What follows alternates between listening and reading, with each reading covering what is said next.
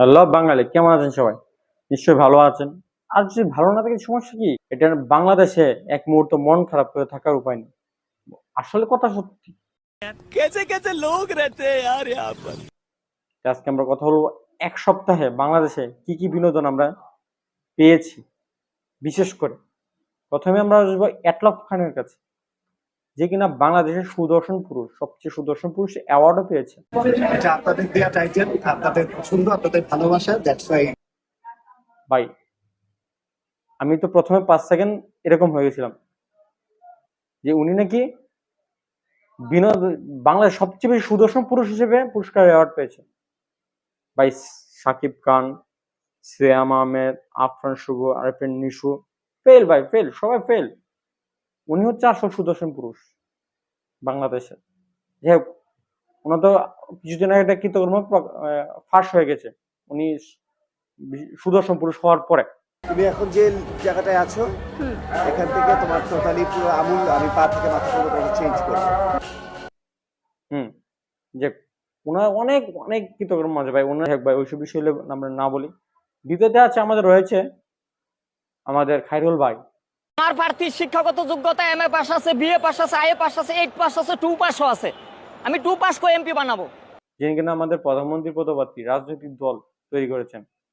ভাই, বিশ্বাস করেন ওনার ভিডিও দেখলে আমার হাসি আটকে রাখার কোনো অবস্থা থাকে না। উনি বক্তব্যগুলো যখন দেয়, ভাই, একটা মানুষে বলে না, এলাকা মানুষে পুরান পাগলের বাত নাই, নতুন পাগলের আমদানি। সেটা হচ্ছে এরকম আর কি হেরল ভাই আর কি নিয়ে। উনি নাকি প্রধানমন্ত্রী পদপ্রার্থী, আপনি তো প্রধানমন্ত্রী বলতে আপনার দলের নাম নাই। ওনার দলের নাকি 2 থেকে মেট্রিক পাস, বিএ পাস পর্যন্ত উনি নাকি নমিনেশন দিবে সকলকে।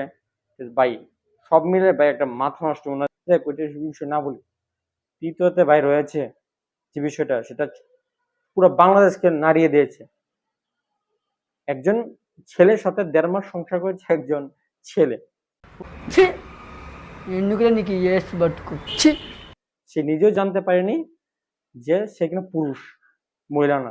ভাই, 1.5 মাস 1.5 মাস সংসার করার পরে জানতে পেরেছে সে পুরুষ। বিয়ে করে 1.5 মাস একসঙ্গে থাকার পর স্বামী জানতে পারেন তার স্ত্রীও আর একজন পুরুষ মানুষ। ভাই, অসম্ভব একটা কল্পনীয় একটা বিষয়।